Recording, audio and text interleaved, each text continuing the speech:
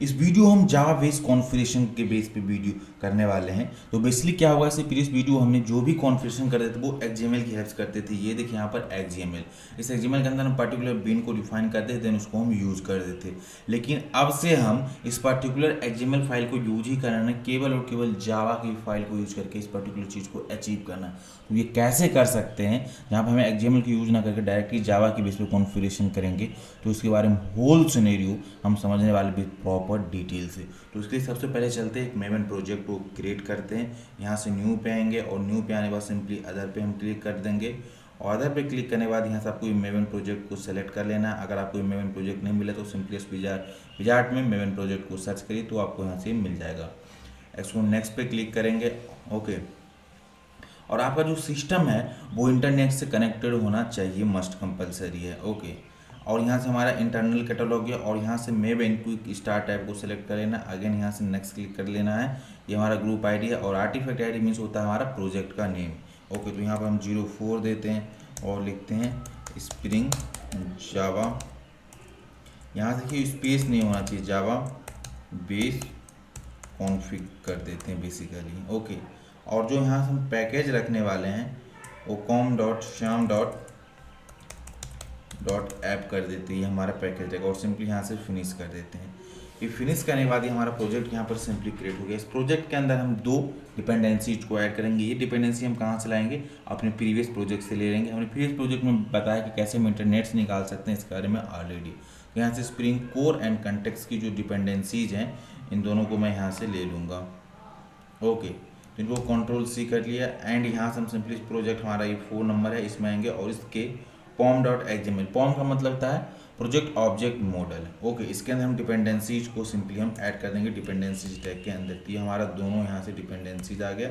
Ctrl+Shift+F से format कर देंगे और इसे Ctrl+S अगेन सेव कर देंगे।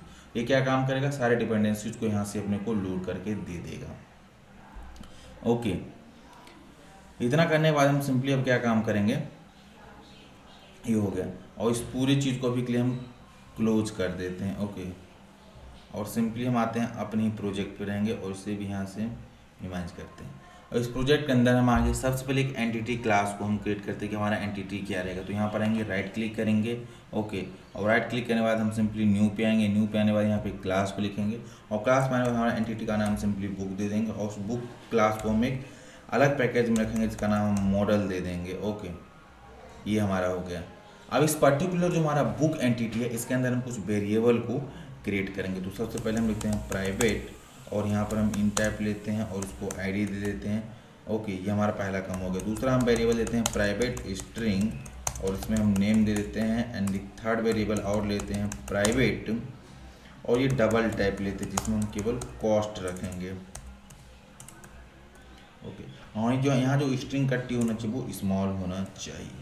ओके, तो बेसिकली हम इसने 3 वेरिएबल को डिफाइन कर दिया और हम क्या करते हैं, इस तीनों वेरिएबल के करस्पॉन्डिंग गेटर सेटर को क्रिएट करते हैं। यहाँ से राइट क्लिक करेंगे, सोर्स पे आएंगे या आप यूज करते हैं Alt+Shift+S तो ये पॉपअप को दिख जाएगा और यहाँ जनरेट गेटर सेटर पे क्लिक करेंगे और सिलेक्ट ऑल करेंगे जिसका गेटर एंड सेटर दोनों क्रिएट हो जाए।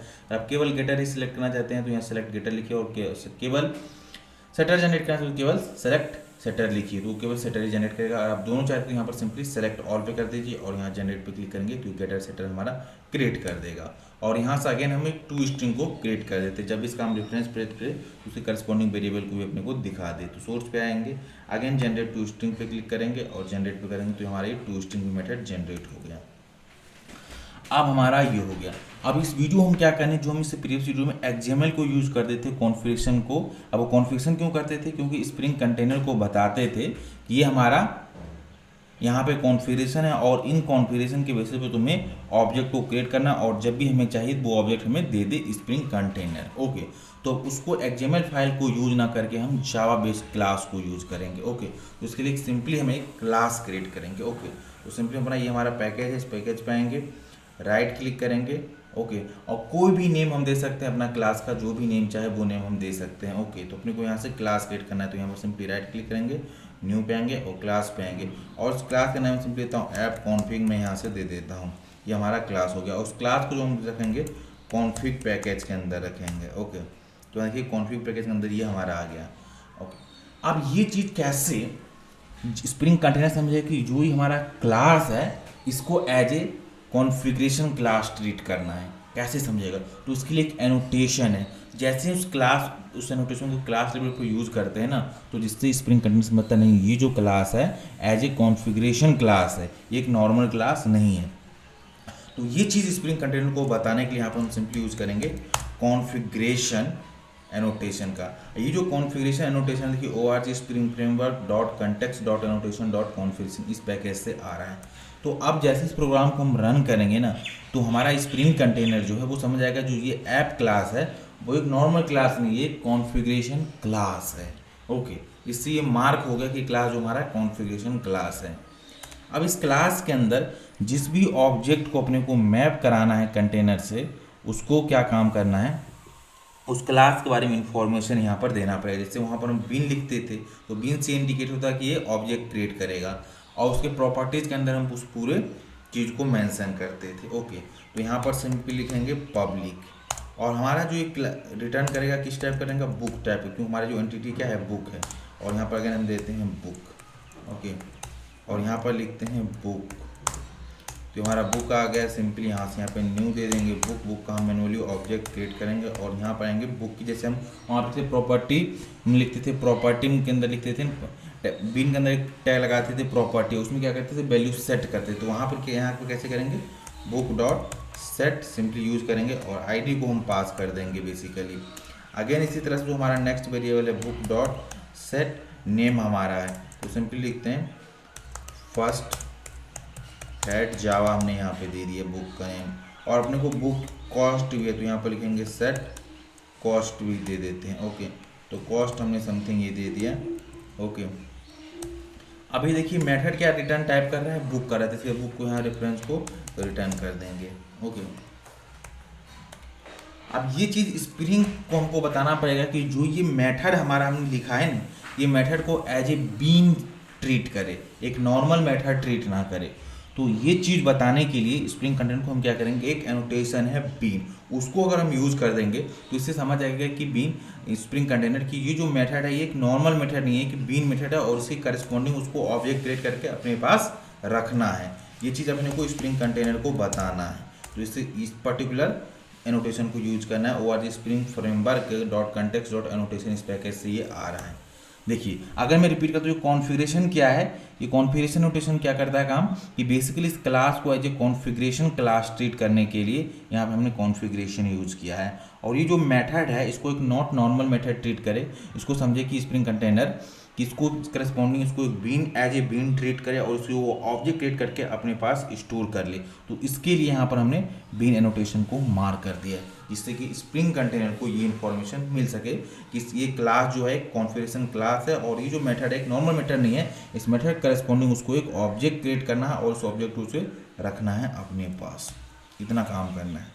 और इसके बाद हमको क्या करते हैं, एक मेन क्लास होता था जिसको टेस्ट क्लास बोलते हैं, वहाँ से हम इस पर्टिकुलर जो हमारा ये कॉन्फ़िगरेशन क्लास है इसको लोड करना है और उसके बेसिस पे ऑब्जेक्ट को गेट कर लेना है। तो यहाँ पर हम अगेन लिखेंगे एप्लीकेशन कंटेक्स्ट को हम यूज़ करेंगे, एप्लीकेशन कंटेक्स्ट को यूज़ कर लेंगे। ओके, ये ORG spring framework context application रहेगा, और यहाँ पे कंटेक्स्ट एक वेरिएबल ले लेंगे और यहाँ पर हम यूज़ करेंगे। इससे पहले जो हम यूज़ करते थे class path XML application context को यूज़ करते, लेकिन अब इस समय हम XML के बेसिस पे नहीं कॉन्फ़िगरेशन करें, हम जावा बेसिस पे करें, एनोटेशन के बेसिस पे। ओके, तो हम इसके लिए क्या करेंगे, इसलिए सिंपली लिखेंगे एनोटेटेड कॉन्फ़िग एप्लीकेशन कंटेक्स्ट, इस पर्टिकुलर को यूज करना है। ओके, और इसके पैरामीटर में अपने को इस कॉन्फ़िग क्लास को पास कर देना। तो यहाँ लिखेंगे ऐप कॉन्फ़िग को कॉपी करेंगे, कॉपी करने के बाद इसके अंदर पेस्ट कर देंगे और डॉट क्लास यूज कर देंगे। तो ये क्या काम करेगा, इस पर्टिकुलर एप्लीकेशन ये नोटेशन वाला इस पर्टिकुलर क्लास को लोड करेगा और उसको रीड करेगा, इसके अंदर देखेगा नहीं ये क्लास तो नॉर्मल क्लास नहीं है, इस क्लास को जाकर रीड करेगा, देखेगा कॉन्फ़िगरेशन लगा है, देखिए इसके अंदर बीन है, उसकी जो बीन जिस मेथड पे लगा उससे करस्पॉन्डिंग को ऑब्जेक्ट करके अपने पास रख लेगा। तो यहाँ पर हम लिखते हैं कंटेक्स्ट डॉट गेट बीन को हम यूज़ करते हैं, और यहाँ पर हम बीन नेम सिंपली पास कर देते हैं बुक। ओके, और यहाँ पर सिंपली देते हैं क्लास, और जो इसके अंदर हम देते हैं वो बुक टाइप को हम चाहते हैं कि ऑब्जेक्ट ये रिटर्न करे अपने को। तो यहाँ पे लिखे थे कंट्रोल 1 से लोकल वेरिएबल हम इसको स्टोर करा लेते हैं, कंट्रोल सिस्टम डॉट प्रिंट से इसको हम प्रिंट कराते हैं, कंट्रोल ऐसे सेव किया, उस पर्टिकुलर प्रोग्राम को रन करते हैं और देखते हैं क्या हमारा डिजायरेबल आउटपुट हमको मिल पा रहा है कि नहीं। तो जावा एप्लीकेशन पे सिंपली हिट किए और हम वेट करते हैं और देखिए हमारा ये पूरा ऑब्जेक्ट बुक ID 10 आ गया, नेम में हमारा फर्स्ट हेड जावा आ गया और कॉस्ट हमारा ये देखिए मिल आ गया। अब एक चीज़ यहाँ पर नोटिस करने वाला ये बात है कि यहाँ पर हमने गेट बीन नेम बुक दे दिया। अभी बुक ही क्यों दिया, मैं कोई दूसरा नेम क्यों नहीं दिया? क्योंकि देखिए आप इस ऐप कॉन्फिग क्लास के अंदर आएगा तो यहाँ पर देखिए मेथड नेम क्या है, बुक है। तो बाय डिफॉल्ट जो आपका मेथड नेम होता है वही आपका बीन नेम होता है। अगर मैं यहाँ पर सिंपली यूज कर दूँ गेट बुक यूज कर दूँ, ओके, अगर अब मैं यहाँ पे जाऊँ इस पर्टिकुलर क्लास को रन करूँ अपने मेन क्लास को, देखिएगा लिखेगा नो सच बीन डिफिनीशन, तो उसको बीन ही नहीं मिलेगा, इस नेम से कोई से बुक नेम से बीन ही नहीं मिलेगा। तो रन एज जावा एप्लीकेशन पर अगेन हिट करता हूँ और देखिए यहाँ से एक एक्सेप्शन आपको मिलेगा। देखिए एक्सेप्शन इन मेन थ्रेड आ गया, उसको मैं थोड़ा सा बड़ा लाइन करता हूँ और देखिए no such bean definition exception no bean name book, कह रहा है कि बुक नाम से कोई बीन अवेलेबल ही नहीं है, मिल ही नहीं पा रहा है, ओके, क्योंकि वहाँ पे बीन नाम से बुक रखा ही नहीं। तो बाय डिफॉल्ट जो उसका मेथड नेम होता है वही आपका बीन का ID हो जाता है। वहाँ पर नॉर्मली हम लिखते थे ना बीन के अंदर क्लास ID और ID में जो नेम पास करते थे वो नेम यहाँ से आ जाता था। तो यहाँ से क्या हो गया, ये यहाँ पर हमारा पर्टिकुलर गेट बुक हो गया। तो अभी जो ये ऑब्जेक्ट का क्रिएट करेगा बीन, उसको नेम रख देगा ये गेट बीन। तो यहाँ पर हम सिंपली इसको कॉपी करते हैं और यहाँ पर ऐप क्लास में आते हैं और देखिए यहाँ बुक की जगह पर अगर हम सिंपली आप ये गेट बुक करेंगे तो ये अब अपने को ये ऑब्जेक्ट उसका दे देगा। Run as Java application simply hit करता हूँ और देखिए ये हमारा कंप्लीट ऑब्जेक्ट मिल गया।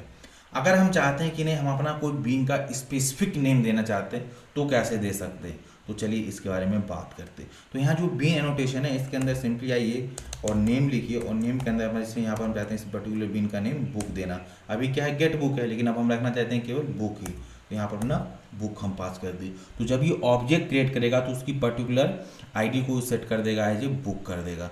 तो यहाँ पर देखिए अगर हम अभी रन करेंगे, अभी इसका बुक है लेकिन हम गेट बुक यूज़ करें तो अभी अपने मिलेगा no such bean definition exception अपने को मिल जाएगा। तो सिंपली रन करते इस प्रोग्राम को, देखिए no such bean definition exception आएगा, क्योंकि इस पर्टिकुलर गेट बुक के नाम से कोई अभी बीन है ही नहीं। लेकिन जैसे यहाँ पर अगर हम बुक कर दें तो अपने को ये पर्टिकुलर मिल जाएगा बीन। जैसे बीन मिलेगा उसके ऑब्जेक्ट को रीड करेगा और अपने को रिटर्न कर देगा। जावा एप्लीकेशन पर हिट किया और हमारे सक्सेसफुली ये हमारा ऑब्जेक्ट मिल गया। तो इस तरीके से हम जावा बेसिक कॉन्फ़िगरेशन कर सकते हैं स्प्रिंग फ्रेमवर्क में। आई होप आपको इस होल वीडियो का कॉन्सेप्ट समझ आया होगा।